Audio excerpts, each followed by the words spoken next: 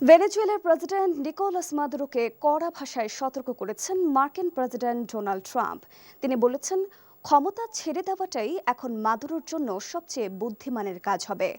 ভেনেজুয়েলার ওপর ওয়াশিংটনের চাপ আরও বাড়িয়ে ট্রাম্প স্পষ্ট করে জানিয়েছেন, মাদুরো যদি পরিস্থিতি নিয়ে শক্ত চাল চালতে চান তবে সেটাই হবে তার শেষ ভুল। এ তথ্য নিশ্চিত করেছে মধ্যপ্রাচ্য ভিত্তিক গণমাধ্যম আল জাজিরা। সোমবার 22 ডিসেম্বর ফ্লোরিডার মার-এ-লাগো রিসোর্টে নিজের শীর্ষ জাতীয় নিরাপত্তা কর্মকর্তাদের সঙ্গে বৈঠকের পর সাংবাদিকদের এসব কথা বলেন ট্রাম্প।